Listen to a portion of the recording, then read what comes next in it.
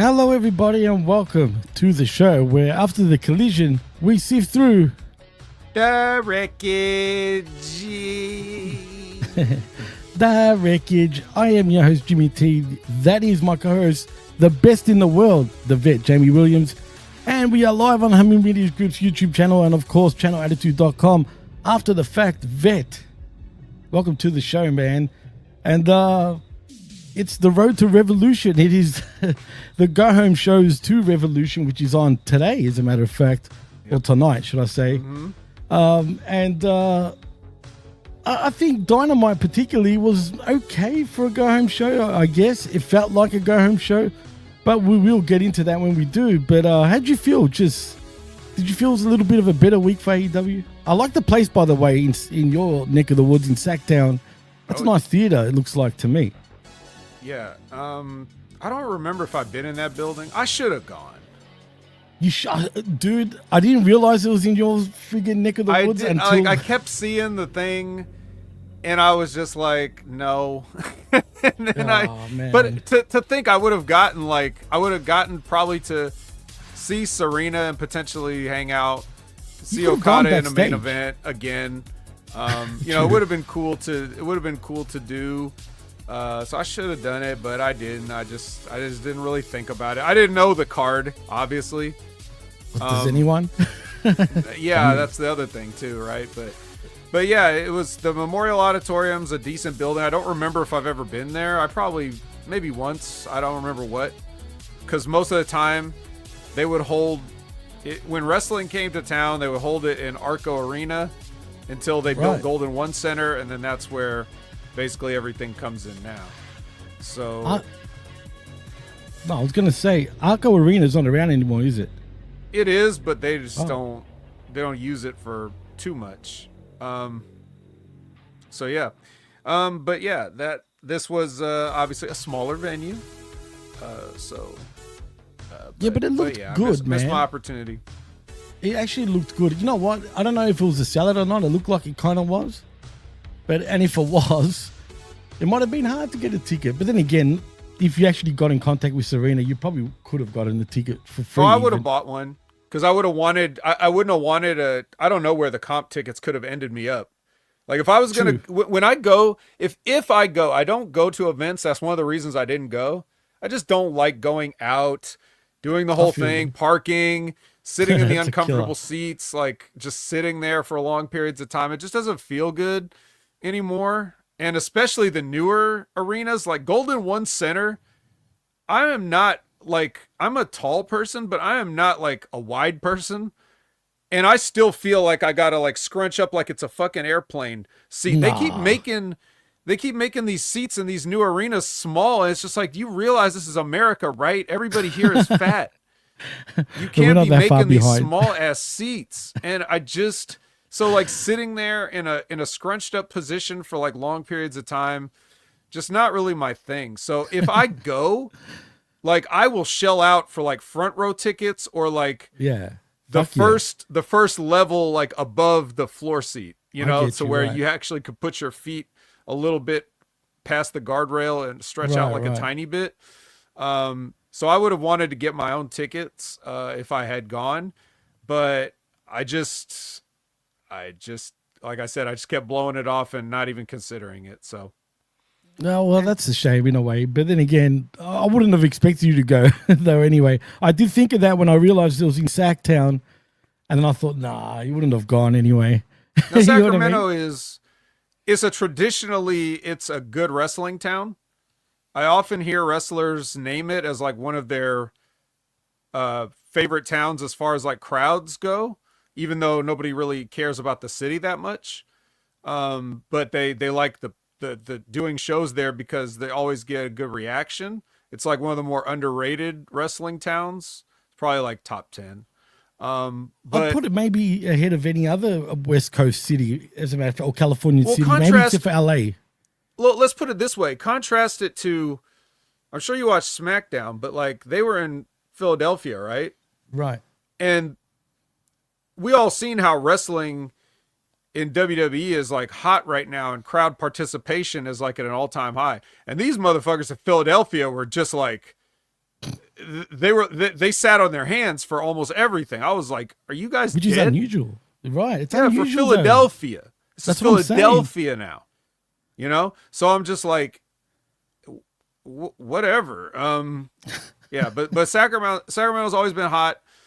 And we're like, Sacramento is just enough of a hick town to have a good wrestling fan base, but not, we're urban enough to have a good mix and diverse group of people. Like, we're not all hillbillies or whatever. The hillbillies are just down the street in Rio Linda, but like Sacramento is like a good diverse mix of people, and I think that's what makes it such a good wrestling town.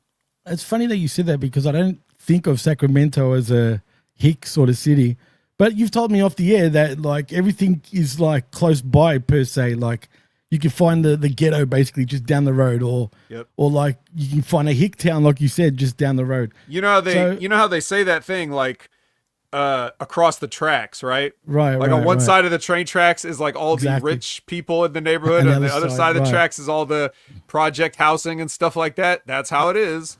No shit. And everything. Different, like various immigrant families from all over Southeast Asia, Eastern Europe, you know, like everywhere. Obviously Mexico. There's just like there's people from everywhere. And it's just it was a great place to grow up. I consider myself lucky to have grown up here because of just the diversity of the kids I grew up with and became friends with, some of which I'm still friends with to this day. That's awesome. But yeah, like geographically, it's kind of like 2 hours from everything. If you drive 2 hours in one direction, you'll get to the forest. Another direction, you get to the ocean. Another direction, you get to the mountains. Another direction, you get to the desert. Like whatever you want is within driving distance. And yeah, so thumbs up to California and Sacramento in particular. It's not too bad. It's not too bad. Honestly, dude, if I was to move to the US, right, California would probably be the place where I would actually go to and live, only because, like I said, it reminds me of a lot of, you know, here where I'm from. I don't think, say, New York City would drive me nuts, I think, if I was there after a few months and just all the big buildings. You'd probably feel like, don't get me wrong, we've all got big buildings, but, you know, New York City is something else. But you'd feel like, you know, pollution and just all that shit. It would end up stressing me out after a while. That's why I would say Cali for me any day. Well, California. Apparently this week AEW said Cali too, and we'll talk about those shows when we get there. But and we will shortly check out what happened in the world in the news. Well, first of all, I just want to say RIP to an Australian wrestler that was actually. I don't know if you know who I was going to ask you about this. You're talking about Australian suicide, right? Yeah. Not the cause of death, but that was his wrestling name. Yeah. I think it was natural causes, man, but he was only 32 years old, which is bizarre. And yeah, he was a huge star, dude, in Mexico. But I'll tell you a funny story. You know, Mexico and Australian wrestlers, there's been a few deaths with Australian wrestlers when it comes to Mexico, oddly enough. There used to be another guy who wasn't even known really in Australia, man. I forgot his name, but this guy was massive, bro. He used to wear a mask, but it was a big deal in Mexico. And now he's going about 10 years ago when he passed away. But he was an Australian guy, which I never knew he was.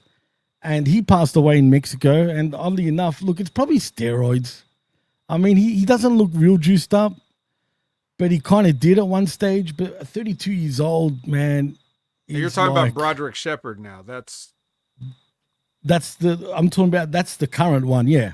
The Australian suicide. Oh, so the other guy from the past was also 32? No, he was in his later 30s, but still, man, it was still young though, in my opinion. But he was huge, bro. Like, I mean, when I say juiced up, he was even bigger than Cage, for example. And he's big, you know what I mean? But big and tall too. So I don't know what's up with that, but Australian suicide was a big deal in Mexico, man, for real. Yeah, he also did the Hexagon. What was it? Hexagon Black and Lucha Underground, apparently. Yeah, he did. But it didn't end up going anywhere because they canceled Lucha Underground right after they introduced unfortunately, he came a bit too late. But yeah, he was there. I mean, like I said, he's a big deal other than, I mean, he made his name over here, obviously, but not as Australian suicide. That was a Mexico thing. But he never broke into the US really properly, if you know what I mean. He was also married to a Mexican chick, of course, and he's got a kid. So RIP, you know. Was he on your radar when he was in? What was he in? Hold on, let me see. What's the name? Whatever the Melbourne promotion is. Melbourne. Excuse me. Oh yeah, MCW is the biggest one, probably the biggest in Australia, as a matter of fact. Yeah. Did you know about him? Like. Yeah, but only as his actual name, not as Australian Suicide. Okay, but that was many years ago because he's been in Mexico for quite a few years now, dude. So he kind of went there pretty fast. They must have seen something in him. I'm pretty sure, what's it called? Pierce Austin actually interviewed him on his show. And I felt like when I saw like a bit of the video clip, he looked different to how I knew him, man. He looked a bit off, like he's on drugs, but I'm probably speculating, and I don't want to speculate, right? And I'm not saying he is, just so I'll put it out there. You said natural causes, but at 32, there ain't nothing natural about that. That's what I'm saying, bro. Like, it's either, you know, it's obviously a heart attack. I'm taking it of some sort.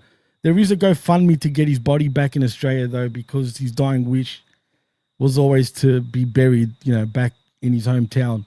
So, you know, they want $10,000, of course, to get him back. It's not cheap, I guess, to bring a body home. But it is what it is, and RIP to him. And, yeah, man, he'll be missed. I just didn't realize how young he was, dude. Oh, he's been around for a long time. It's bizarre.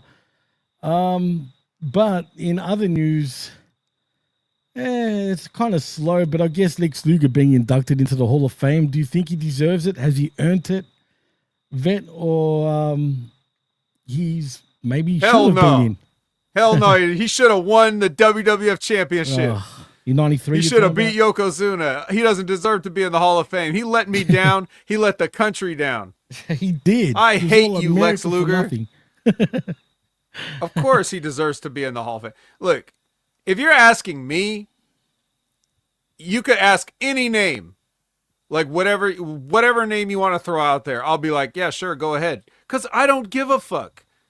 It's a phony bullshit, like qualifications for a pro wrestling Hall of Fame, the WWE one at that. Who am I supposed to gatekeep out of there? If you want to put Travis Scott in the WWE Hall of Fame, go ahead.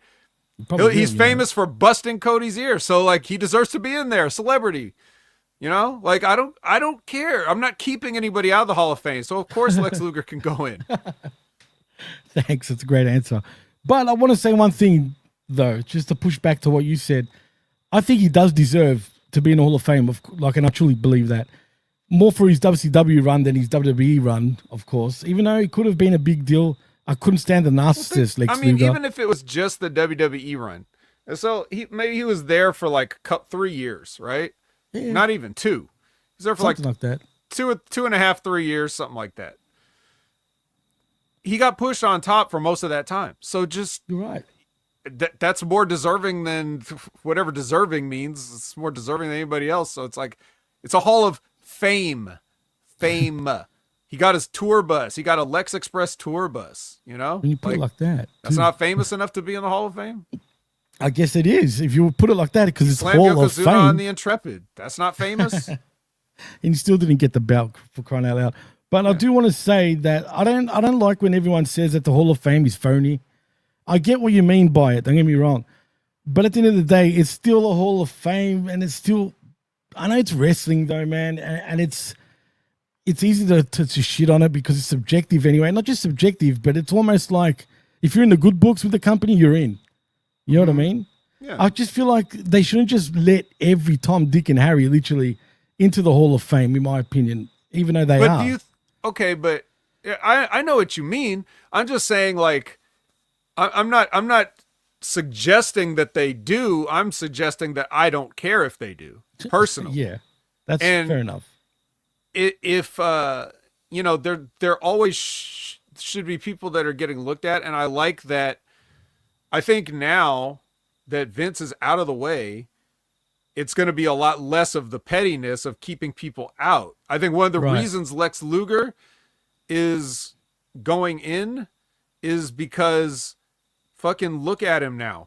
He looks like he could go anytime, right? Yeah. I know he's just now DDP working with him. He's standing up, you know, he's, you know, like, but I'm just saying, like, he does look like you never know, right? So it's like, do it now while he can be alive to appreciate and enjoy it. Don't make the Vader mistakes or the other people, That was a huge where mistake. you were just being an asshole just to not do it. And he was begging to get in too, man. He was Right. saying it. Right. all And the it's time. just, that's that's my thing. So, but like, I think everybody that laced up a pair of boots or contributed something, in a hall of fame, why not put them there? First of all, there is no hall. So it's not like you're worried about taking up space. True. Yeah, we When you put it like that, again. we gotta move Bobo Brazil's plaque off the wall now to make room for Lex Luger. No, it's not like that. Everyone can go in because there is no Hall of Fame to actually visit as of now. But if there is, right, they're still not going to run out of room. So just, that's more so my point.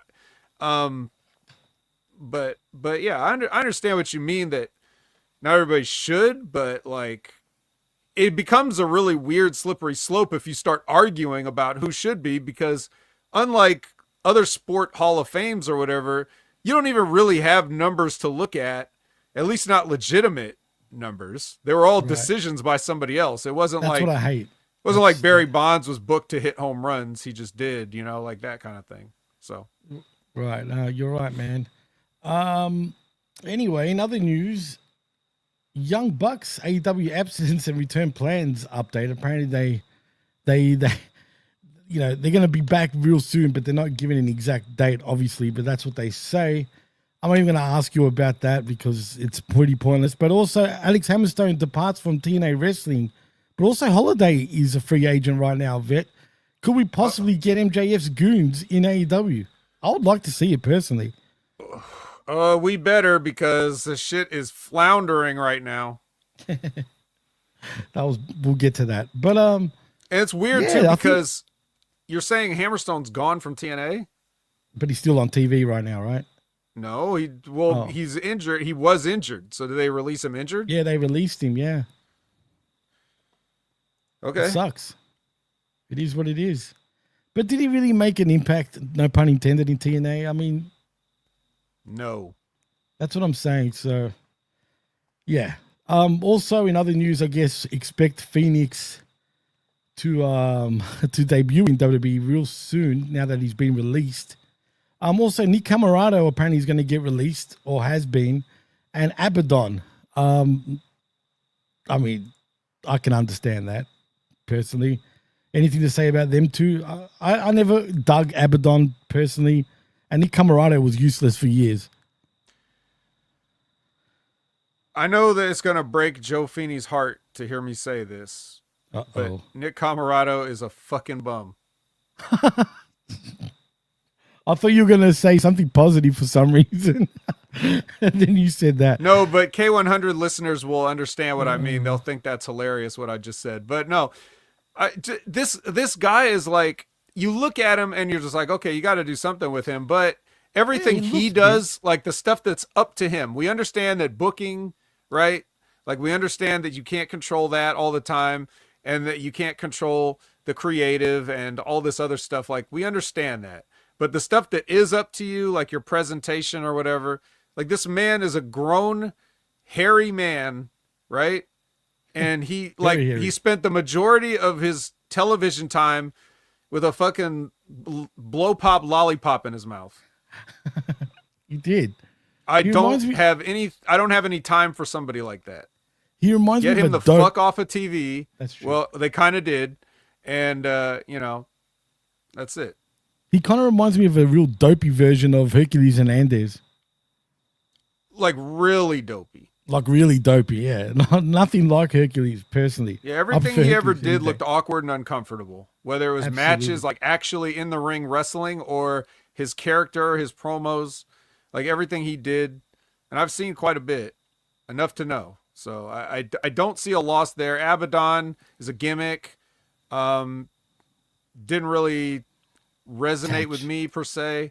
There was another person too. I think there was like a list of 3 people that aren't getting re-signed. But It doesn't say here in this little report, but yeah, you're probably right. There probably is more, but I no saw one I another think name. of I just any. forgot right now. It doesn't matter. Well, also, I'm not. No, fuck it. I'm not going to ask you that question. You know what? That's pretty much the news, dude. Okay. That is the news. I think we can start sifting through the wreckage. It's been a slow week, ladies and gents, and I also want to apologize for going an hour late. That's my bad. I didn't realize that, you guys went an hour forward in daylight savings, so I just wanted to put it out there. If anyone was expecting it to be an hour earlier, it's on me. So, but next week it will be on time. God damn it! Yeah, like I said, nobody's fault. It just I know, it was but what still, it was. man. I was ready to go at the normal time, but I was also very prepared that we wouldn't get the communication lines fixed. So it is what it is. It's my bad. All Zane said we didn't either. So Yeah, I was sitting here. I was sitting here at legit 8. yeah, he just was. didn't That's work true. Actually, he got to me a few hours before, but because I don't check my particular Twitter account, my PWC one, because I'm still bitter, Vet. I'm still bitter about my other account. It's put me off Twitter altogether. But anyway, that's on me. Man. Yeah, I know. You know what's a good thing for me anyway, to be fair? How many times have you told me off the air? Stop fucking arguing with these marktards and blah, blah, blah, which you're correct. So it's probably a good thing to stay away. Yeah, it forced you to now, Yeah, well, that's what I'm saying. It's a good thing. Believe me. But anyway, I also want to thank everybody for joining us in the chat. I see you all, and I know you have said all sorts of stuff. I might as well introduce them before we start sifting. Let's introduce the Lab Rat, who are they, like Zane said earlier, apparently they're testing daylight savings on Lab Rat today. Mm-hmm. Yeah, but we got the side effects. Yeah. How does that work? Absolutely, you're right. Zane Vicious is also in the house, as I said just before. Jerome Hall is also here. Thank you for joining us, boys. We've also got Cold-Blooded. I can't do it. I've got a deep voice, Cold. I think you can do it, Vet. Can you do it? Doesn't want to do it. How about I do this? Cold-blooded. Yeah. That's artificial high-pitched voice right there. So thank you for joining us, man. It's warm-blooded for me, but at this point. We've also got Liz in the house. Hi, Liz. How are you? Thank you for joining us. We've also got Dark Side Caster. What should I say? Dark Side Caster. Get me Dark Goose, pal. And Tia Coopin is also in the house. Hope Travis Scott gets a receipt. God damn, we hope so too. Yeah, I hope so. The only thing that's not sure is if he's going to tell him beforehand that he's about to get fucked up. I hope he doesn't tell him. It'll be better, but we'll see. Scott Wolford's also in the house saying no one is dopey. Well, I beg to differ sometimes. Nick Camarado. Yeah. And of course, it's Gross. He's in the house, or Grass, whatever you want to call him. I like Gross better. But thank you for joining us. And I can't forget our very own Colin Wysong, also in the house, saying Zane doesn't have any soap operas to watch today. Clearly he doesn't, Colin. He's always yapping, this Zane guy. I'm only joking, but not really. But anyway, let's get yapping. Let's get to sifting. Yeah, let's get into involves the more yapping. And we're going to start with some yapping on Dynamite, because we get a video from MJF from the streets of Sacramento. It looked nice, just quietly. Really? No, it looked clean. I was surprised. Very clean. Very, I don't know, remind me of here a bit. But yeah, I liked it. Right. Even though it's a lame way. He said some stuff, but since this was all the way back on Wednesday, I don't remember. Then we go to the ring where Tony Schiavone presides over the Swerve and Ricochet contract signing. Ugh. So you know how this kind of thing goes. Well, maybe you didn't know exactly how this one was going to go, because after they each say their thing or whatever, and then Ricochet gets the golden scissors and attempts to stab Swerve Strickland in the face, but he is blocked. His scissors are blocked. And then Swerve reaches into his own coat pocket and gets a pair of silver scissors. But he stabs him with his hand, not with the scissors. Yeah. Well, that's the look at that. That's the sleight of hand magic trick. You just you choke up on those scissors. Can I say one thing before we move on? If you're going to do that spot, at least do it the way Ricochet did it, where it looks like he's tearing in. Because obviously you're not going to use the real point, but just go like this on the forehead, if you know what I mean, so it doesn't look as bad. You can hide it a little bit.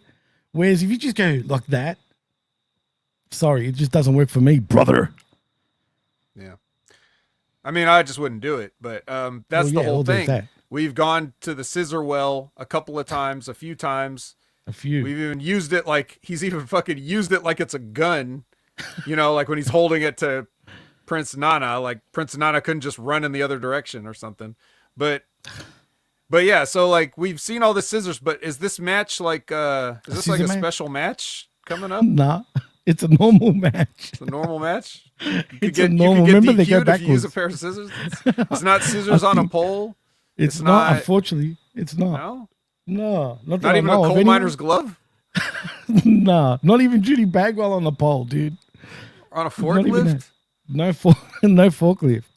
Wow. God damn it, man. How can you do that? How can you have all these scissors and not have at least a gimmick match, right? I mean, at this point, it calls for it. Even if it is scissors on the pole, I mean, whatever, and you get to use it. Not even how that. Would you cut the scissors down? With another pair of scissors. Yeah. Don't make me laugh. That's funny, man. But it's true. So, what else? Yeah, basically, this whole thing is terrible. It's terrible. But it's not the guys. The guys are trying. Like I thought Swerve and Ricochet, with their promos and stuff has been entertaining, but it's like the promos can't carry this horrible creative. No. Because it's true. They're up against everything else that's going on around it too. Like you're right. Which we'll talk about and we'll relate back to. I mean, we just came from outside where MJF is like, "Hey, you want to run me over, Hangman? Here I am." Like, so we're talking about vehicular manslaughter potentially or homicide. And then we go in the ring to scissors. So it's like, is this wrestling or is this just filmed crimes? It's filmed crimes. Okay. It's the first 48 now. Actually, that's after the fact. Yeah, this is basically it. Well, that's funny too that we say that because the next match has a tag team called Murder Machines in it. So they don't murder anyone. No, they don't even win the match. That's what I'm saying. Yeah, so it's Will, Mark, and Orange versus Murder Machine 1, Murder Machine 2, Mark, and Big Business Bad Apple Bounty Hunter Brian Bakeith. With his Jericho friggin' tights again. Yeah, so we got 2 Wills, 2 Marks, an Orange, a Bounty Hunter, and a couple machines. How bad does that sound when you put it like that? This match went forever, bro. Forever, man. I went to the bathroom. I swear, man. I was in there for 10 minutes, 15 minutes. I come back. The match was still going, bro. Mm-hmm. Was it just me? Did it really go for that fucking long? Mm-hmm. Fuck, how long was it, you think? 10 overall? guys is a lot to get your shit in, especially when Mr. Get Your Shit In is only one of the 10 guys. Yeah, that's true. Or it's 8 guys, but You're referring to Offspray, obviously. But yeah, no, this match just went for way too long. I was glad I went away for 10 minutes. Well, so here's the best part of this match. So they do a hit, Bakeith gets the hidden blade from one of the Wills. And right after they win the match, the heel team uses the deadliest move. You can only use this move after you lose. It's called, what is it called, guys? I'll wait. Guys in the chat, what is this move? It's the deadliest move in wrestling, but you can only use it after you've lost the match. What is that move called? And I'll wait. The autistic. Let's just have some dead air here while we wait. We wait for somebody to type it. I bet Liz will probably get it first. She'll probably know it. I will bet it's probably know it. It's between Cold-Blooded Liz and Zane for the first place, but I'm going to go with Zane. Yep, Liz got it. No, I was right. Got it. I was right. Got it. The heat back. Yep. The deadly heat back. So yes, the heels used the heat back. So what that means is these guys had, like you said, this match went on for like 15 minutes or something. It felt longer than that. And the whole time, these guys couldn't get the job done. But after the 15 minutes are over and they lost, they beat the fuck out of the baby faces. Like, it's no problem to beat the shit out of all these guys. How'd they lose? I don't know, because they were invincible as soon as that bell rang and Bekeith was knocked the fuck out. They went on a rampage, beat everybody's ass, especially Will Ospreay. The whole Don Callis family came out to help kick Will Ospreay's ass. Everybody else they fucked off. They probably crawled off, with their tails between their legs. Even though they're the winners of the match, technically, they're all just left, and Will Ospreay got the beating of a lifetime. I know no one stood up for him at all, like really. I mean, but anyway, Fletcher looks more bigger, dude. Is it just me? Did he look ripped or what suddenly? He's like getting some abs. Abs, chest. Like, it wasn't long ago that he was kind of flubby still, you know what I mean? We could tell he was working on it, but he still had that sort of flub, but now he's looking mega ripped, dude. Yeah, well, you can't just be tall and bald to be Randy Orton. You got to put the muscle on too. And Randy Orton got on the gas, so you got to get on the gas. That's just how it works. It for sure, 100%. We get a little package on Kenny and Takeshita. Then here you want to talk about a nice long match here. Wheeler Yuta versus Cope. Oh, yeah. Fuck this, man, and I hate the finish too. This takes a while. Well, the finish is just a spear. He spears. No. Oh, sorry. I meant after the match. What happens after the match when they shook hands and then Moxley comes out and yeah. So he beats Yuta with the spear. Then he picks him up by the hand and shakes his hand and says, "This is what respect feels like." And then everybody's like, And then he leaves. And then so Yuta's just in there to think about it, like, maybe I've been with the wrong guys all along. And then Moxley comes out and he's like, "What the hell's wrong with you, kid?" I know, like he wanted to shake his hands or something. Like, come on. He berates Wheeler Yuta, and Wheeler Yuta he's done. And he actually like walks out on Jon Moxley and pie faces him on the way out too. Like, "Get out of my face," and shoves Jon Moxley like he's some kind of like child or a woman. Or a girl child. Stupid, like he just dude. pushes his face and leaves. And then Moxley's like, "Yeah, you better walk away," or what, I know it does nothing really, dude, which surprised me. But yeah, he just looked like an idiot. Yeah. And then he gets on, and then he after this he follows Yuta all the way to the back, and Yuta just leaves. And then he gets in front of the camera and cuts a promo directly to Cope, even though he could have done that while Cope was actually there. And since these Death Riders have been known to just find people and kidnap them or whatever else, like you would think he could just figure out which way Cope went since he just had the match and he could probably ask some people, but instead he just cuts the promo to the camera. So that's fine.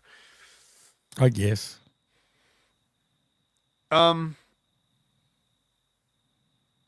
The Outrunners music video. This is a highlight. Right. Me. From 1987. It looked like it was definitely from 87, just quietly. And I love the way they do that shit, bro. Like, but anyway, continue.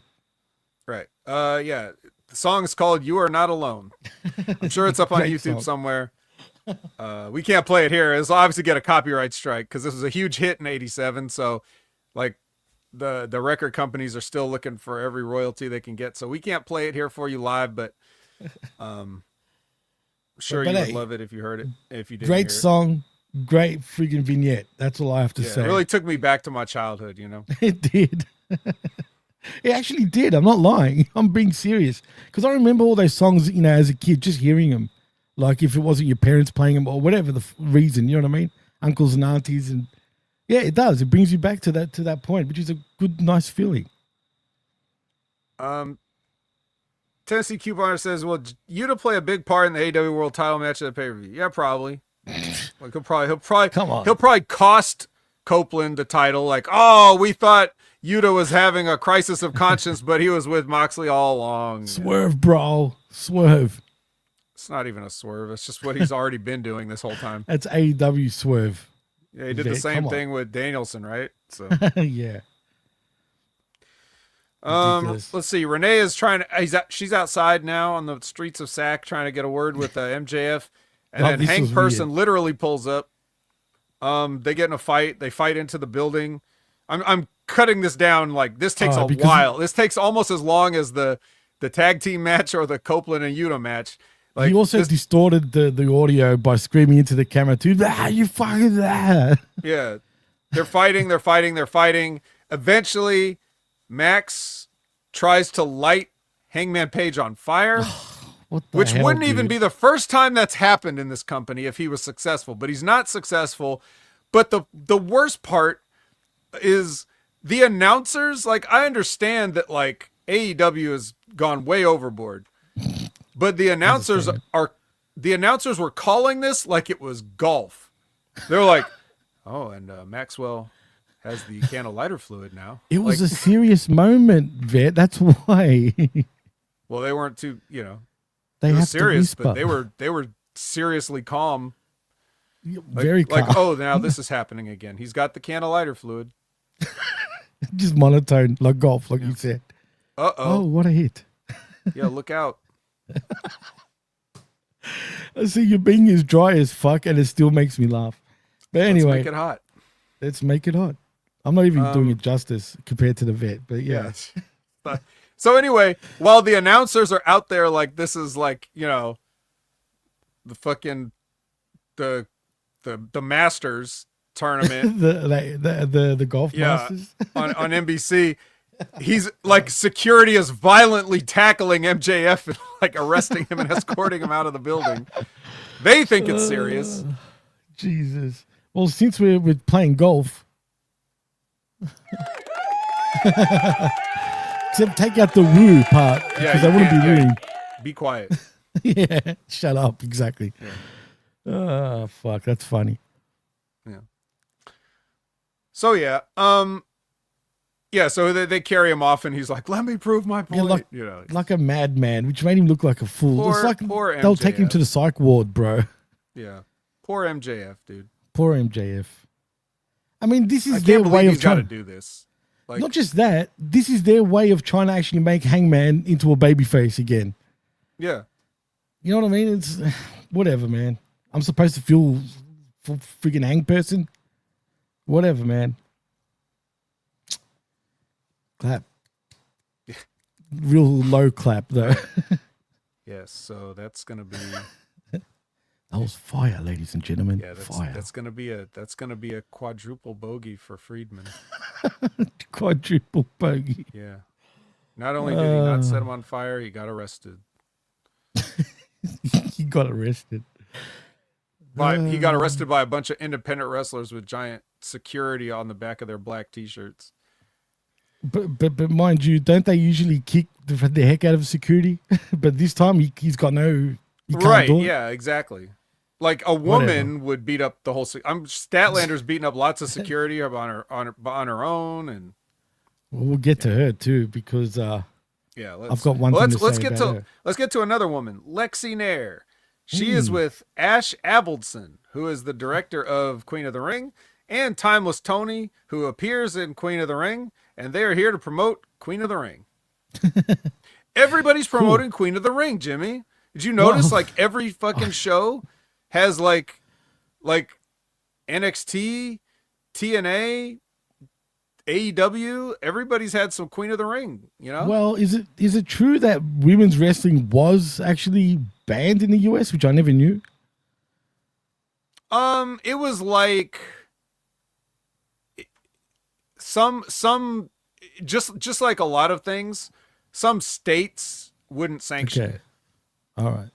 Right? That's like, cool. These are the real unsanctioned matches, not like, Elimination Chamber where it's two Canadians and they turn the lights a little bit dim. This was actually, they wouldn't sanction.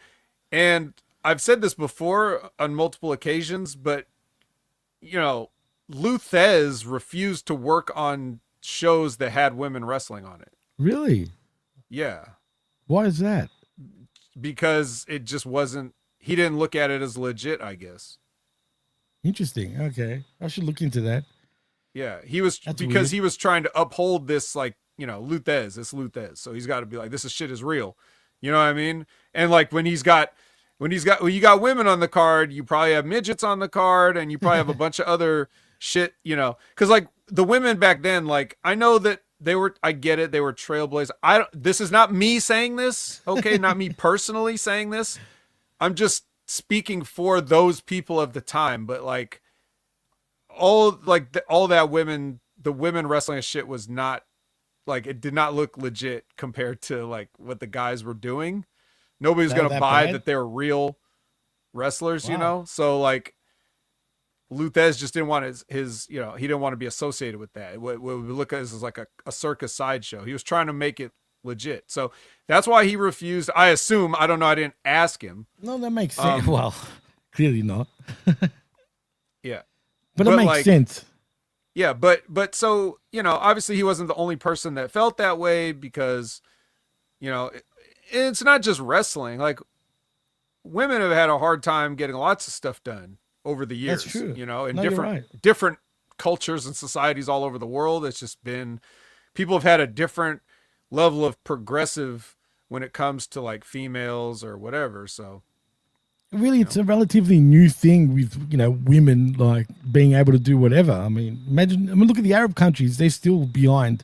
Right. When so it we're comes still, to women. yeah, we're all at our own pace, and but it's cool. This movie's coming out. You know, Check it out. It's all right. Tony Storm's in it. You know, Jim Cornette's in it. Hey, He is actually. He anyway.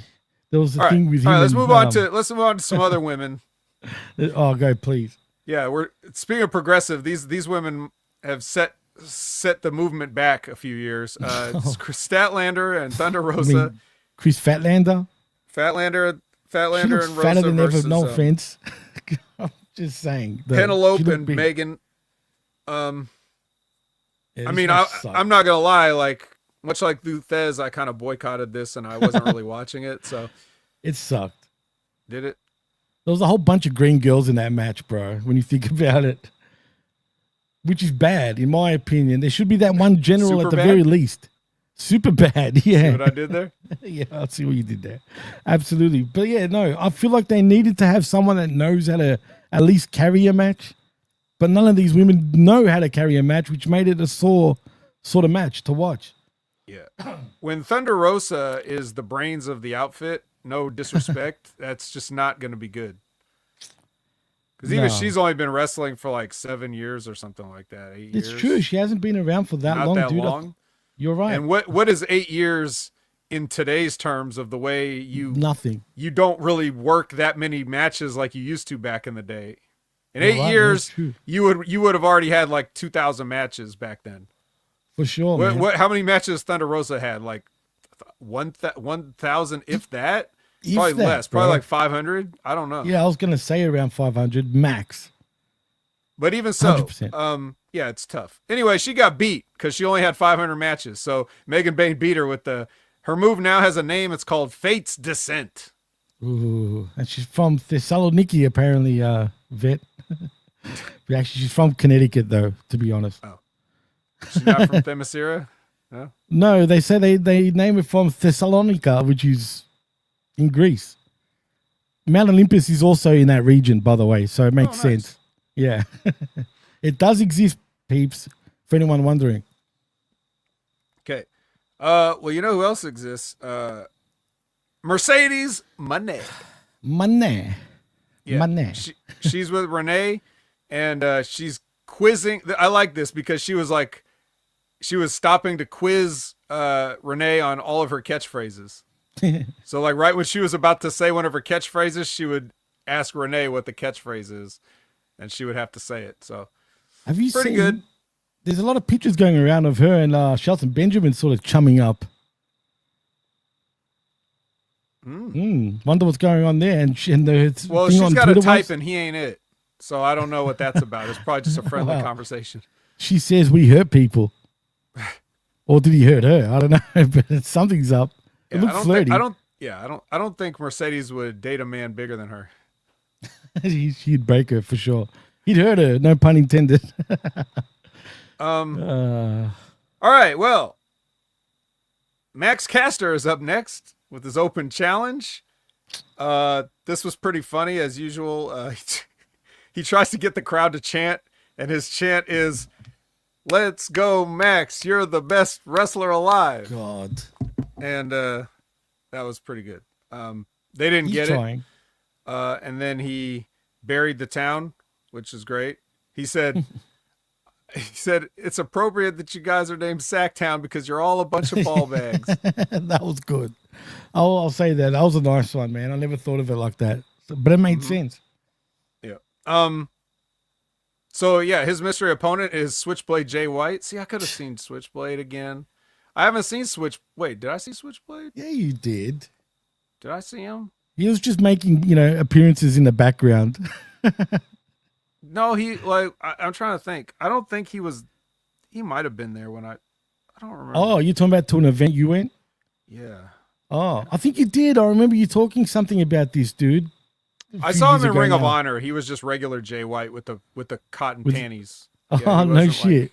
He wasn't Switchblade yet. Anyway. Make it green. Ring of Honor, Jay White. Yeah, it was. He was bulky though for his for the way he looked. Anyway, he came out and the crowd, when Switchblade came out, before the match even started, the crowd started chanting, "You fucked up." So yeah, because he's fucked, and obviously not because of Jay White fucking up, because he got Jay White in the match. Right. Yeah. That's why he fucked up.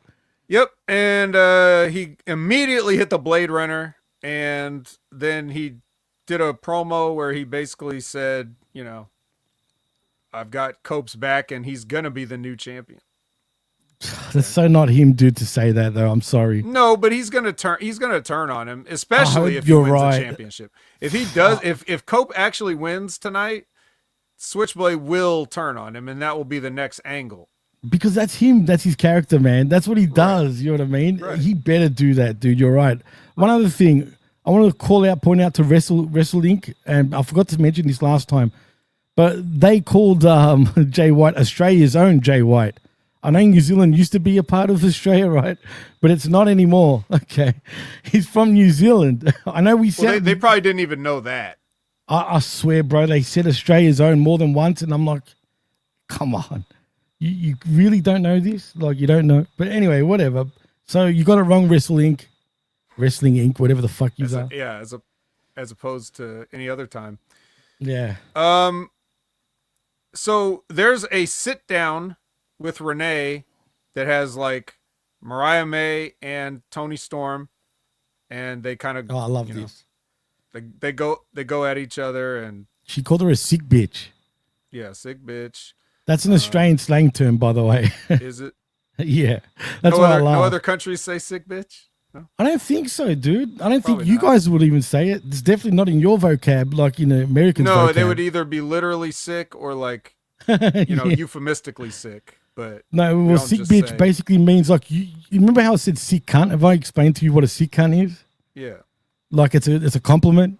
Mm-hmm. It's the same thing, basically. If you call her a sick bitch, it's like, oh yeah, she's cool. Okay, so they're not insulting each other. Technically, when she called, was Mariah May that said, if I remember, to Tony Storm, you think I'm a sick bitch, or was it the other way around? She was calling Tony Storm a sick bitch.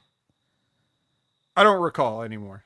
Anyway. This was back on Wednesday. I don't remember. But yeah, either way, it's a compliment technically. Got it. Okay, well then, whatever it is, at the end, Renee says like, she says something like, I'll pray that both of you don't get hurt. And then they both at the same time say, pray for her, so. Yeah. Okay. Cool. And then of course, the main event is one of those matches where you have two singles matches coming up. So you make a tag match out of it. It's Ricochet teaming with Okada versus Swerve Strickland and Brody King. It's a good match, I guess, but at the very end, I kind of like the finish too, the way Ricochet just took the title belt and gave Swerve a bonk on the head, pinned him, 1, 2, 3, heels up. Oh my God, what's going to happen at Revolution? Ooh, can't wait. It's a normal match, Vet. Yeah. Just remember, normal. A normal match. Normal match. There's going to be blood and guts everywhere. Oh, man. unless they change something on the night, they do, promotions have done that very rarely where on the night, right before the match, this match now is suddenly a no disqualification match.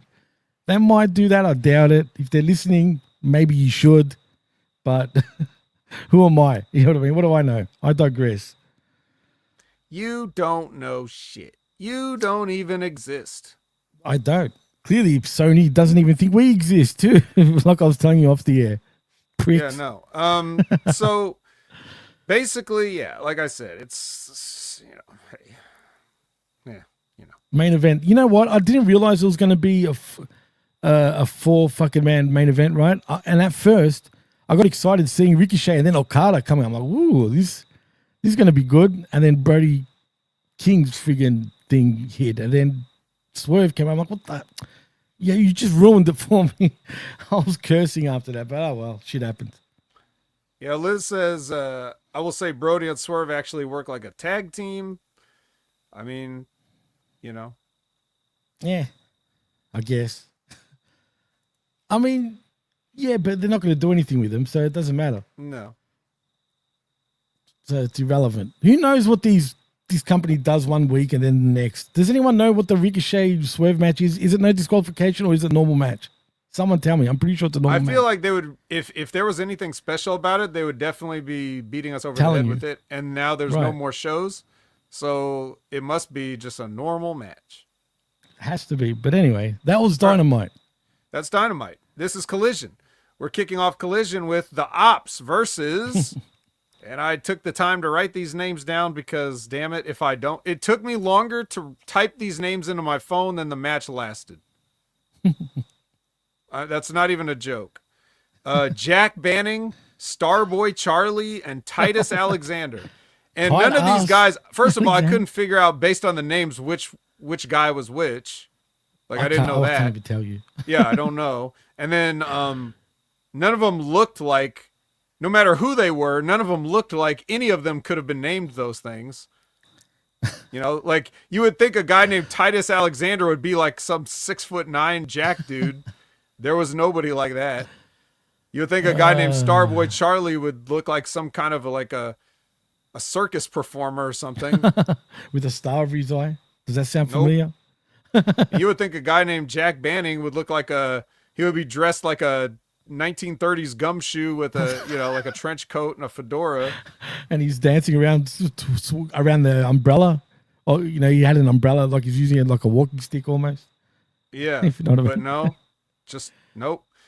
Jacob Banning, it should have been right. So now that we've described all this has now been like 10 times longer than the match lasted. And that's it. Yeah, freaking PK from Shibata on one of the guys. Oh, I just want to point out one thing before we move on. Did you notice Hook having the towel over his neck? Yes, and so did the announcers because they said, look, Hook's wearing a towel around his neck. How do they not do a story about how he got the towel? Like, him training with Shibata and Joe, say, for example. Like he earned the damn towel, but no, we get nothing. He just comes out with the towel. Yeah, maybe that's on their like social medias or YouTube channels or something. Nah, that would have stood out, man. It's not. Sure, they. I feel like they've dropped the ball on that, where they could have showed. It could have been Rocky Styles. You know what I mean? I have the Tiger. He's training. They did. They could have done so much, but yeah. Right. Well, if they did, then we would have had to watch it, and then we would have said how corny it was. So it's better they didn't. Yeah, you're probably right. That's true. Speaking of better, they didn't. They did a promo. Cope did a promo in the bowels of the building. He looks like he's about to get jumped by Mankind in 1996. Yeah. And he's like, he's talking and I'm listening and there's an echo and I'm just like, you couldn't have mic'd this place any better than this. The acoustics were McDonald's bathroom level. McDonald's bathroom. Yeah, it's bad. Yeah. I've got nothing to say about that.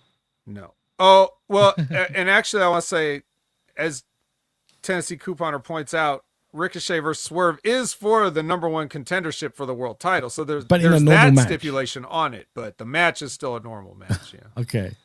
Big things are at stake. And I'm talking about steak is at stake by the sounds of it. That's the cool, man. And in fact, based on the story, that's the only reason Ricochet accepted the match, because at first he didn't want to.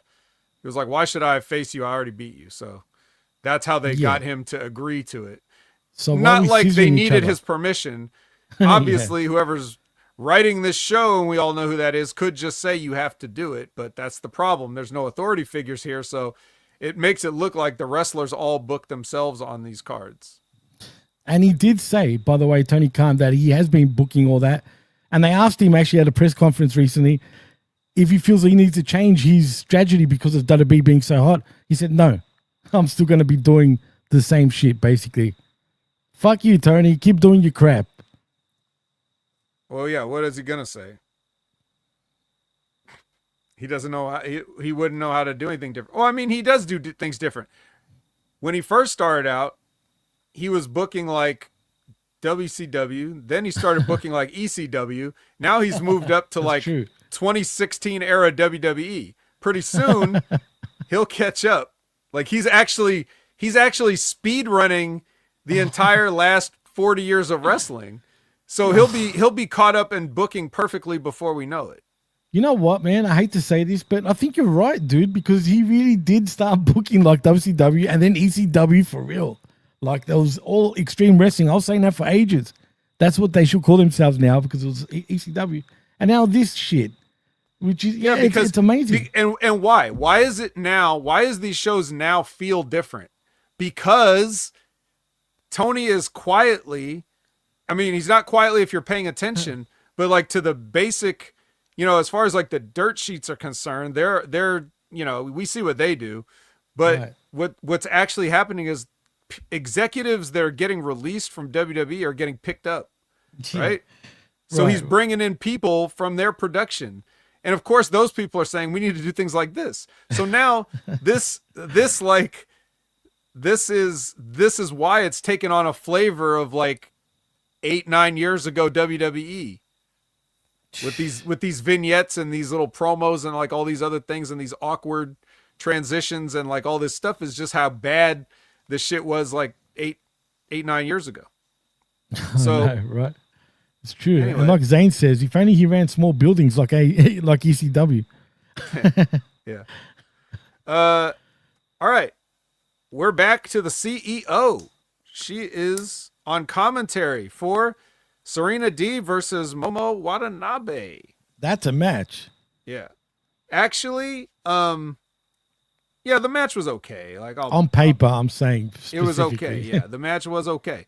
But actually, I thought Monet did like add some funny bits of commentary to this. Like, for example, they were talking about how, Nigel was talking about how like Serena Deeb is like, she's the master of 1,000 holds. And, and Monet is like, that's true. I only know like 900 holds, so she's got a little bit up on me there. That's a good one, though. Right, and she also buried Sacramento, which was great. She's like, can't wait to get out of here. Like, I need this match to be over so I can leave, which is good. The match goes on. It's fine. Like, it's decent. Some sort of suplex hold. I don't know what this was. I've never seen anything like this. A suplex hold will do. I mean, remember that? Well, you remember that?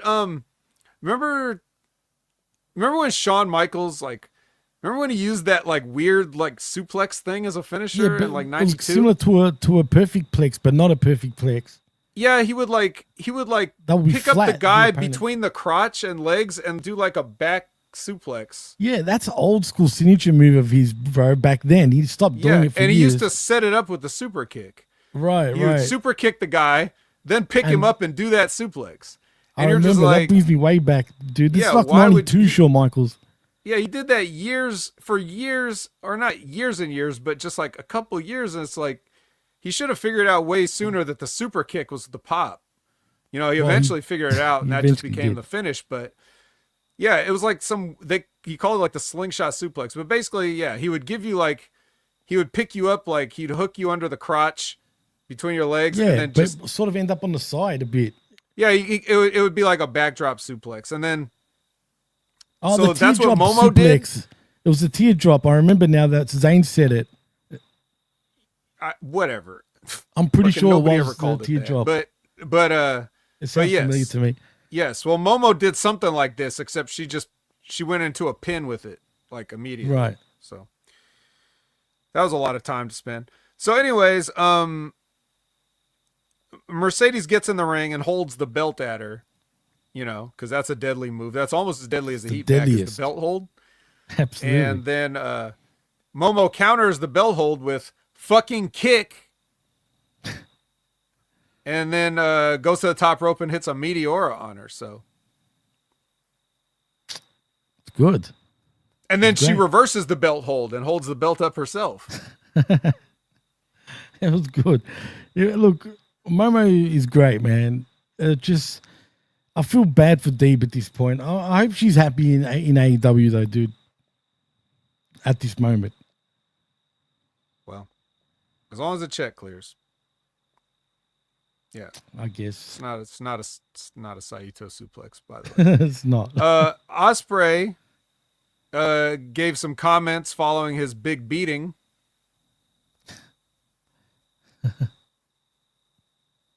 Did I freeze just then, Vet, or was it you? No, I was just being quiet. Oh. I thought you were being legit, dude. Anyway, that was weird. Yeah. Anyway, let's move on. Somebody named Tatavik Hunanyan versus Harley Cameron.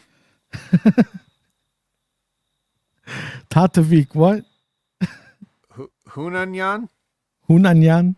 They never said this. Hunanyan. The announcer didn't even try to say it. They just said Tatavik, but on the screen she had a second name. What is she? Are they Armenian? No idea. Sounds like an Armenian last name or something. But anyway. Could have been. Well, anyway, she lost to that's her finishing move by Harley Cameron. She's on a roll, bro. She's but it's gonna lead to nowhere. Unless she wins some sort of championship, this is gonna go nowhere. And I don't think she will win the championship either. Probably not. All right, what about these comments from Kyle Fletcher? Cool. Okay. I guess. I mean, what do you want me to say? I mean, yeah, exactly. What about the infantry versus the Undisputed Kingdom? I couldn't care less about these four. Okay, sweep the leg. Learning Tree versus, well, it's not a match. It's a package, but apparently we're going to get the Learning Tree versus the team of Bandito and the returning Gravity. Gravity? Who's Gravity again? Oh, yeah, Gravity, that idiot. The astronaut. The one wrestling. that would fucking do the stupid my walk. favorite Whatever happened to luchador. Gravity? I don't know, but he's back. Well, he was probably on the moon or something, but he's back now. Again, why should I care, man? Because he's Gravity, the astronaut of wrestling. Wait. But really, I mean, whatever, cool. You don't want to see him do the walk and the stuff? No. I'd rather see Samoa Joe do that walk. That was hilarious. Oh. That was. Remember that? But see, you wouldn't have had that moment if not for Gravity. So That's you need true. Gravity That's here to make the moments. You're right. And he done the walk away, when they jump off the turnbuckle, he walks with big Gravity. Yeah, you was see how pretty you're funny. wrong. Okay. Yeah, you're right. All right, fine. All right, so Moxley makes some comments. Always talking, this guy. Yep, always. Then we got Hologram versus Dralistico. What was this friggin' lucha? Was this like this? I mean, this felt like Triple A. I mean, it was Luchador Haven so far. I mean, is this a record for AEW in one show? No, because these are the only luchadors that we had so far. Oh, maybe because you brought up the match with Bandito and all that before. Yeah, that was just a package. We didn't right, even... I know. It just sounds like too many lucha going on. Well, if you didn't think that was enough, these guys did a match. This show was trash, bro. Let's be honest. Well, that's what Liz says. Liz says this entire show is trash. And can I just say the AEW on Max live show sucks balls, and I've never been able to watch it without it being like watching a stolen feed.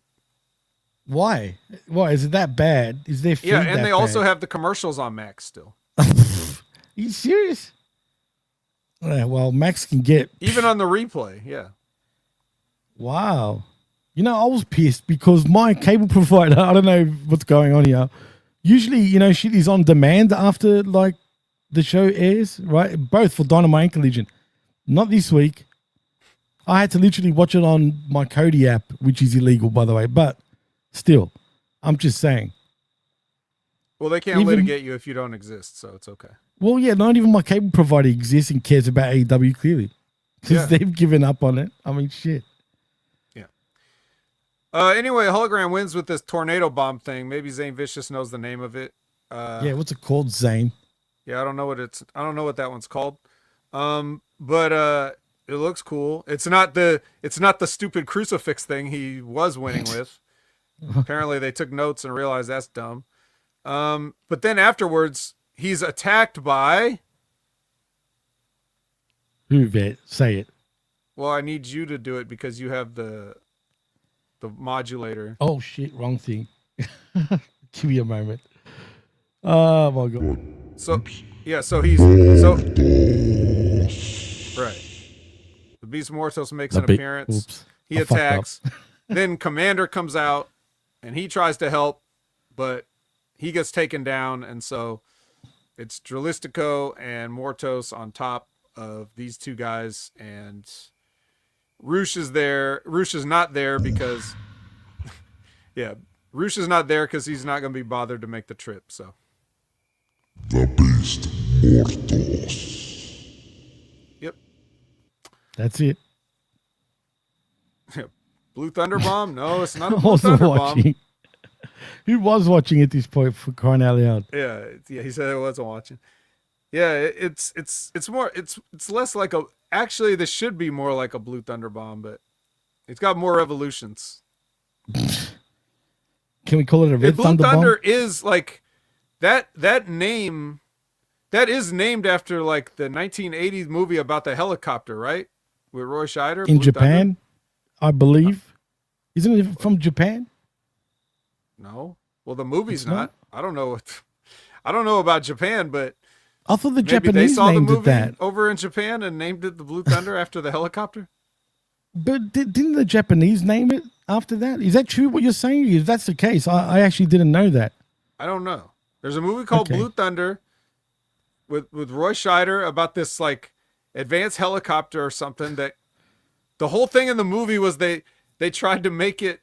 They tried to make the helicopter like it could do like a loop, like spinning, like a loop, like a roller coaster in the air, which is impossible. But in the movie, this helicopter could do it. Okay, that's interesting. Like the whole movie was like building up to it being able to do it. And that was the movie. The movie sucked. That's beside the point. I was just wondering because it's a helicopter and because the Blue Thunder Bomb, you have to like spin the guy around. Right. It's a Liger bomb spinning around, really, in a way. Is it not? I mean, pretty much. I mean, the helicopter blade spins. Right. I guess maybe you're right. It makes sense if that's how the movie is. I guess maybe they did sort of fucking. I don't fucking know. I'm just trying to get some content. Yeah, I don't fucking know. I don't know if it was from a helicopter fucking movie, a blue helicopter, no less. Yeah, you guys could Google Blue Thunder. But anyway, FT Gar almost apologized for their behavior last week. They should apologize for how they've been wrestling lately. Yeah, but they don't. So they're going to run it back next week. And, Cool. So everybody's very excited about that. And then Adam Cole is like, oh, by the way, Daniel Garcia, you beating me was a fluke. So, or whatever. Wait, he didn't beat. Yeah, he did last week. Wait, he didn't, but Cole won. Are you sure? Yeah. Cole pinned Daniel Garcia. So why is Cole saying, did Cole say it wasn't a fluke last week that I beat you? Or was he cutting the wrong promo? Said. I don't even. No. Whatever. Look, forget I said anything. No one wants to hear Adam Cole and Daniel Garcia talking, but that's what happened. So let's skip it. Lexi Nair is with the Hurt Syndicate. They're talking about the Outrunners. They're saying that the Outrunners are the underdogs, and they're about to find out what it's like to face the top dogs. Oof. Oof. You know what's sad? This should build up to them actually winning the tag belts, right? Which would be huge. Imagine they just get an upset win. I mean, I could picture it now. The fans would just go unglued. But unfortunately, that won't happen. And I love the Hurt Syndicate, but I'm just saying. I was listening to K100 and Disco was talking about this, the whole thing where it was like the Murder Machines versus the Outrunners for the #1 contendership and everything. And he was like, yeah, I wouldn't have done this. I would have done it the other way. I would have had the Murder Machines win, and then the Outrunners could, they could get a title shot another time. And I was like, okay, what the fuck's the difference? Has he lost the plot? I mean, the Murder Machines could get a title shot another time. Right. And why would you want them to win? I guess because it doesn't look realistic that the Murder Machines would lose to the Outrunners, but by the same token, the Murder Machines never beat anybody, so it's less realistic that they would win. Yeah. Based on the AEW booking. Disco, I think that fever has gotten way to you. Yeah. Just saying. But anyway, we do get the Outrunners versus the Premier Athletes here. Where have they been? Ring of Honor, I assume. And yes, and the Outrunners do hit Total Recall as the Hurt Syndicate looks on from the entranceway. So the Hurt Syndicate had to come all the way out here to stand in the aisle. Do you think the match, when they do have the match, it's going to be very one-sided? It'll be a squash? I'm talking about with the Hurt Syndicate. Or do you think it'll be a competitive match where they might make? No, I think it'll be pretty one-sided. Okay. Are you cool with that though? Yeah. All right. Because it should be like that. I mean, they dominated Private Party. Right. Right. Which are gone now. Where are they? Yeah, they're just they died. They're hurt. They're dead. They're done. So yeah, you should definitely do the same thing to the Outrunners. I mean, no tag team looks like anything in this company. So I don't see a competitive match coming up for the Hurt Business anytime soon. Zane's comment, it's going to be a bunch of white people cheering for the black dudes. Mm-hmm. I mean, you ain't wrong. It's true. All right. Then they go to the Queen of the Ring red carpet premiere. Mm-hmm. And I guess this took place where they did this angle where Mariah May attacked Toni Storm. They did. Actually, they did it while Camille was talking at the time. Funny enough. Yeah, that was all over the place like that. Still burying Camille. Bro. They're still burying Camille, the poor chick. But that's what they did. They did it as she was talking to a reporter or whatever. Bang, they done that. What pricks, bro. I hated this. I absolutely hate it. It's embarrassing to me.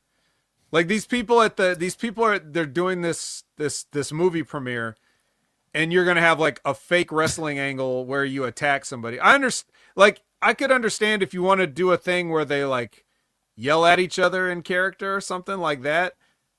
But to do fake physical violence, it's like, dude, these people have a job to do. Don't bring this embarrassing shit. You know, like Tony Khan with his little neck brace at the draft and shit. Just don't bring your fake violence into this fucking, come on.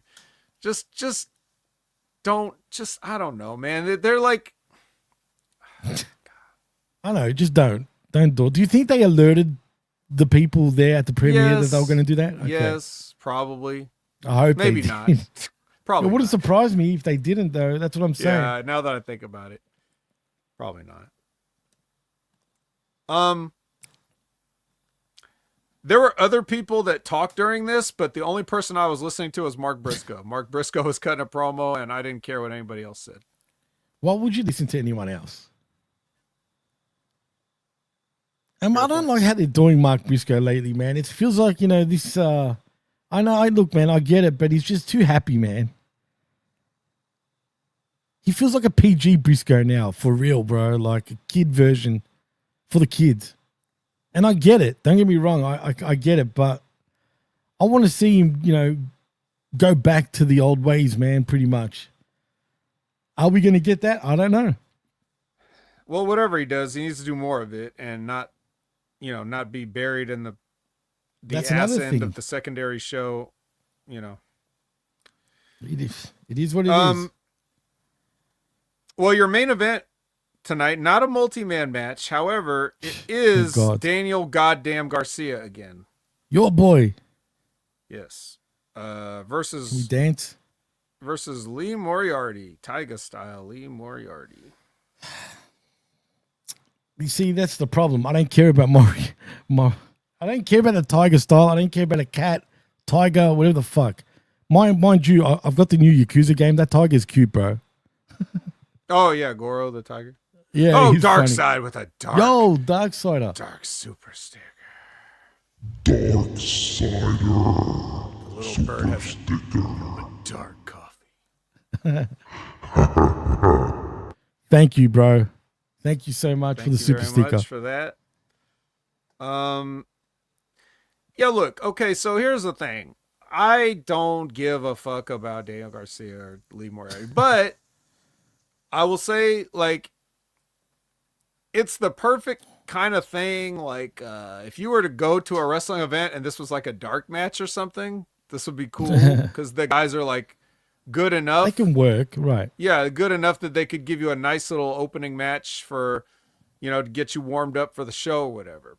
But just in terms of like, when was the last time Lee Moriarty got any TV time that was significant?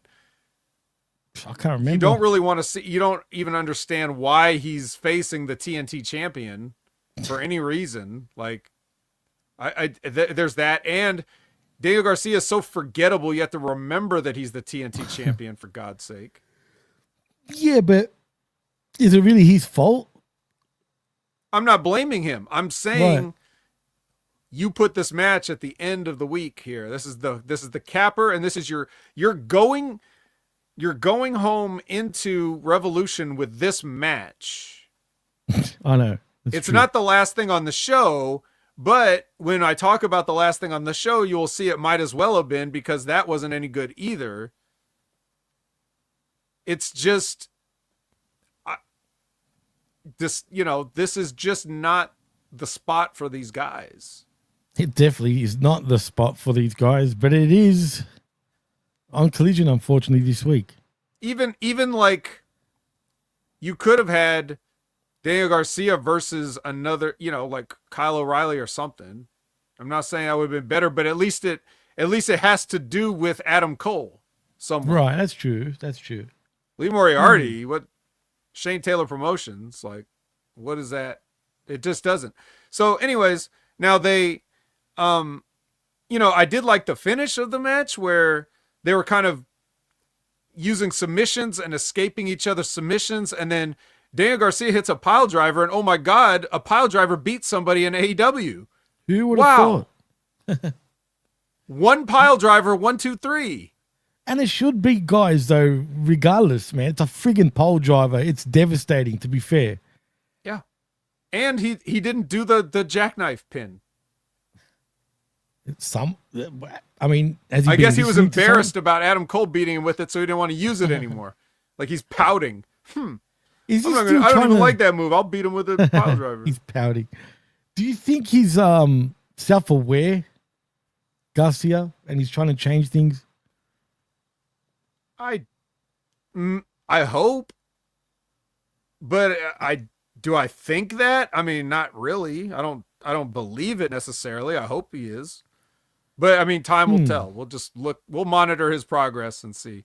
He's still young. I mean, the jury's out. He still needs to hit those push-ups, That's an understatement. Yeah.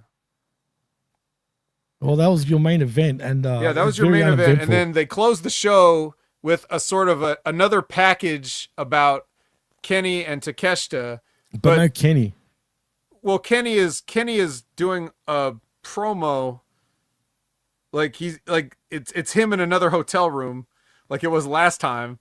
And You're stupid, bro. And it's that, but it's he's talking over like clips.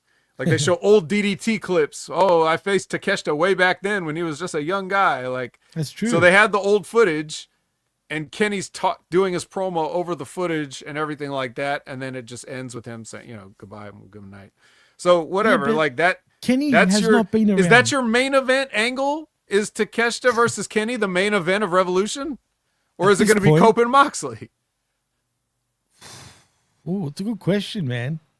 It's not a good question. Moxley. You know what the fucking main event is? It's got to be Cope and Moxley. Yeah, of course. It's a terrible question. It is, but you know what? You wouldn't put it past them if they did do Takeshita and Kenny, bro.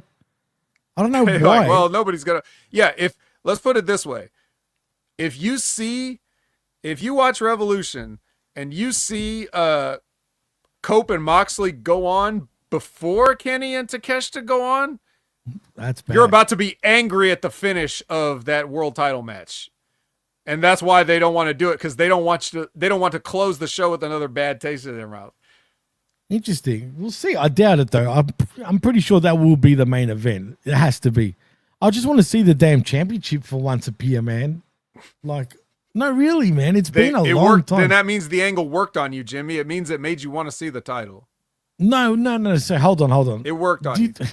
It's just dumb. It's just dumb having this storyline about the championship and he's the championship and blah blah blah, whatever the fuck's going on. It's dumb. It's stupid. And this Death Rider thing is dying a bad death right now, dude. I feel like we're getting towards the end of it for some reason, because it just feels like it's gone nowhere. It went nowhere, and we're still stuck going nowhere. So how much further can you take this shit? I think they realize not very far, because it's typical. It's again, AEW has the pattern. We've seen the pattern. We talked about the pattern, how they speed ran the last 30, 40 years of wrestling booking, right?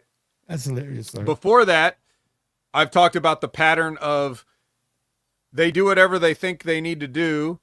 Jim Cornette complains about it. Then 6 months later, they try to make the changes that he said, but they think that's been enough time that we all forgot what Jim Cornette said on his podcast. So it's true. Yeah. So everybody's already been saying that this Death Riders thing sucks. Nobody's ever liked it. Even AEW fans are like, I don't like it. I don't get it. It's the one thing that everyone can agree on that sucks, but you can't pull the plug immediately, because that means you were wrong.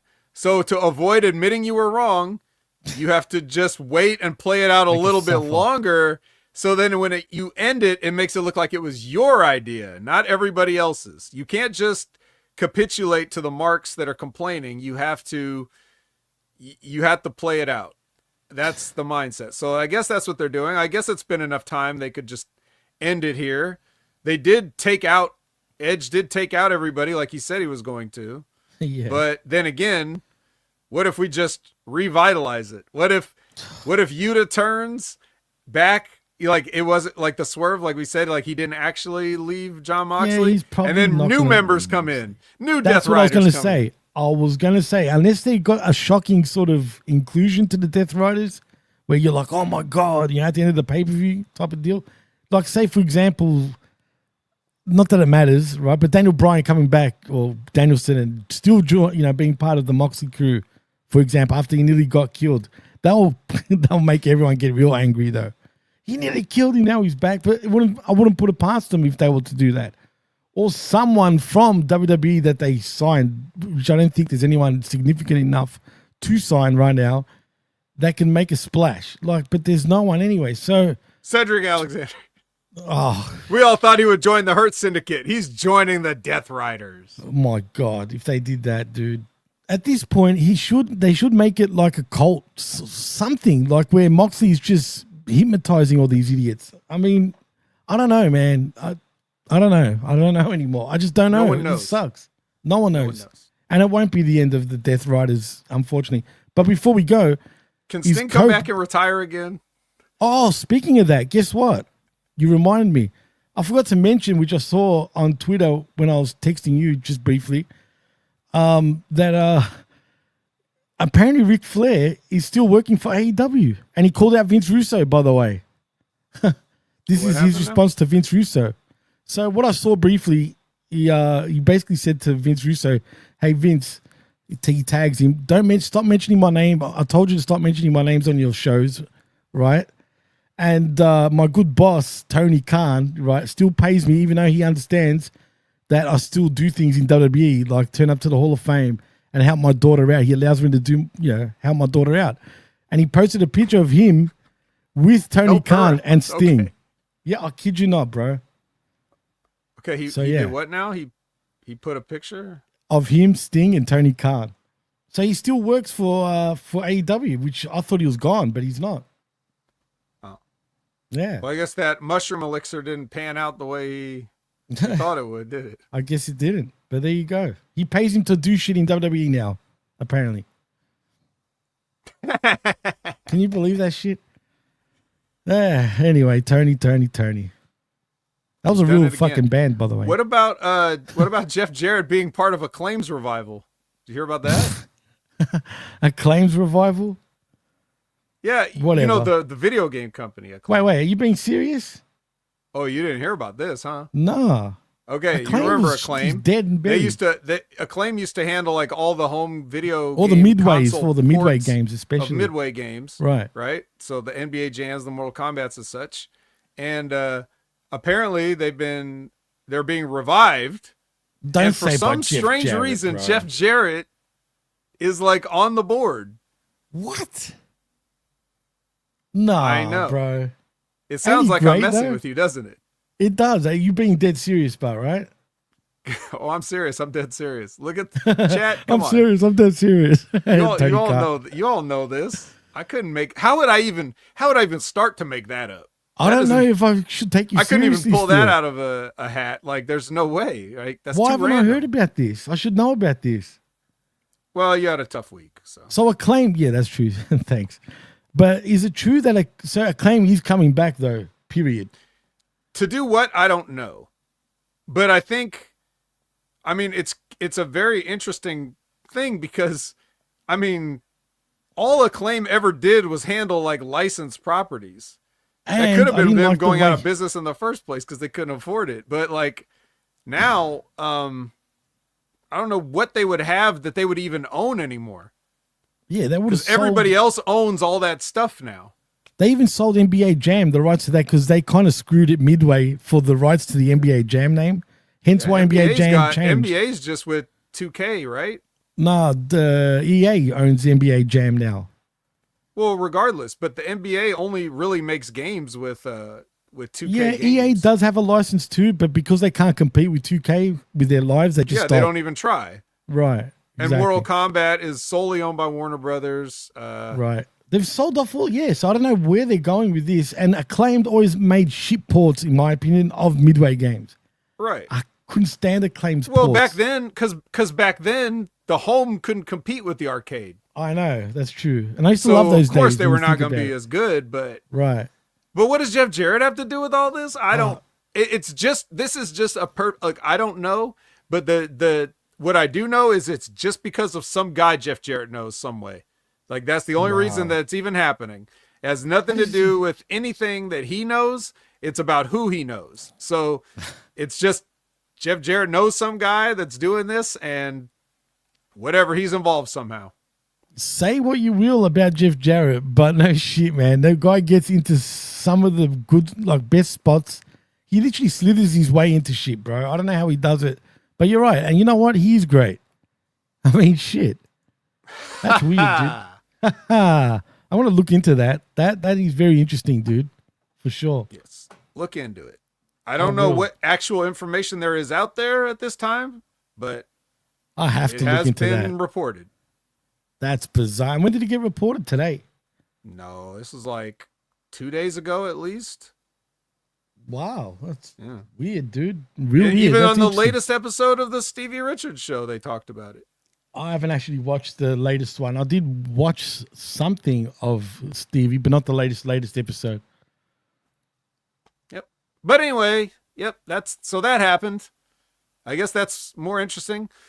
This would probably be the part where if we were doing a Big Ray show, he would probably want me to give some predictions on Revolution tonight, but luckily he's not here because I don't give a fuck about that, and that's Mark shit. I was going to ask you, But I know you that I wasn't going to bother asking to do predictions. Yeah, the answer is who cares on every single match on the card.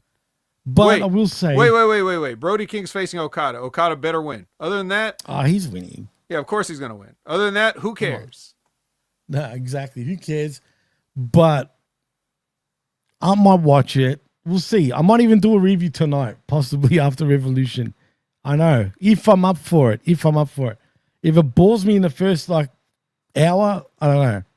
We'll see. Is Brandon supposed to do a watch along tonight? I'm assuming he probably will. I mean, he does all the time.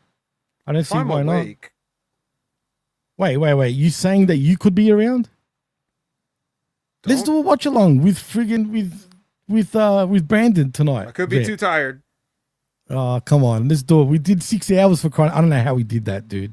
How the fuck did we do 6 hours? That was 6 hours at this time of day.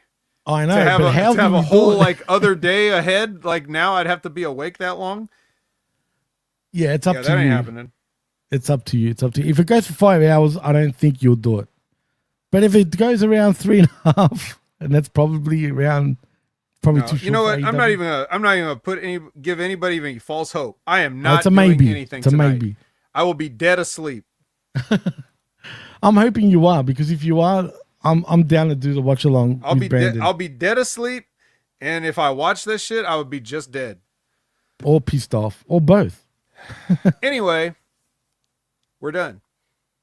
Well, do me a favor though. Before, oh man, I don't know how this is gonna work. Try to tell me during the show, if possible, that you're gonna do it, because then it depends if I do a review or not. No. So definitely not going to be I just around? literally said fuck no. All right, damn it. All right, well, you know what? I might jump in with Brandon. Maybe we'll see. I'd rather you jump in too. But if he's doing a watch along, I'm going to text him right now after that. But in saying that, tell him what you're doing, Vet, and what you're up to. Yeah, follow me at Opinion Haver everywhere. Check out the Next Level Wrestling Review with Big Ray Hernandez back, I think, this week. Yes. 8 a.m. Pacific, 11 a.m. Eastern. Talk about NXT, isn't it? Wait. Oh, my God. It's going to be Roadblock, isn't it? Okay. Yes, Roadblock. All right. So NXT Roadblock coverage there. And then we got, of course, tomorrow night as we record this. That's Monday. 6:30 p.m. Pacific, 9:30 p.m. Eastern with Brandon. We will be doing the Impact Attack, reviewing TNA. So check us out there in the middle of the Raw watch along. And I guess Jimmy, you and I will talk about Revolution next week on the Wreckage, 8 a.m. Pacific, 11 a.m. Eastern right here. And we also got to talk about Wrestling with Rip Rogers. Special day this past week. It was what was it? It was Thursday, noon Eastern, 9 Pacific. Another hot episode. This Wednesday we had the premiere episode of Limpin' Ain't Easy with Timmy Baltimore, special guest. Oh yeah. Hollywood Haley J. It's great. I love her, man. She's awesome. Go check out that. Man. Go check out that show. It's on YouTube. Limpin' Ain't Easy. Timmy Baltimore. Look for it. Watch it. And his guest for next week's episode, always ready, Matt Cardona. So wow, really? Yeah. Go check out episode 2 on Wednesday. It's not live, but it will be a premiere, so you can watch it live with other people and chat along. So check that out. And then, of course, like we said, Stevie Richards every Friday.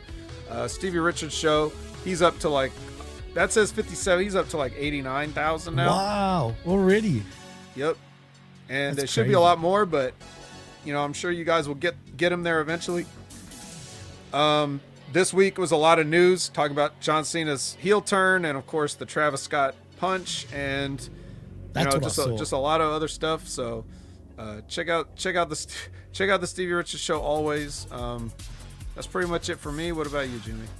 Well, for me, if you love your WWE Raw, especially on Monday nights, well, Tuesday mornings we bring you our Like a Raw. with myself and Big Ray Hernandez, who will be back in the saddle this week, where we talk all things WWE Monday Night Raw. Also, look out for a Smack Attack. Unfortunately, RBV was sick as a dog this week, hence why there wasn't another show. But hopefully, I mean, shit, maybe we'll do it today, possibly very soon. Depends if I can get someone else in again. We'll see. But most importantly, I don't know if I'm going to do... I'll probably save the review for, to do it with you next week on the Wreckage, because it is AEW. But I might join Brandon on a watch-along if I watch it today. But we'll see. There's no guarantees. If you are going to join us or come along, I'll definitely watch it. Just stop it. Don't even put it out there. You might miss out on the big thing, Vet. Obviously, 0% you won't. 0% chance. But we will talk about it next week right here on the Wreckage. We will get more in depth into it. But in saying that, I think that's about it. So, I am Jimmy T. That is the best in the world, the Vet Jamie Williams. And you've been listening and watching The Wreckage right here on HMG's YouTube channel and on channelattitude.com after the fact. We're out. Peace.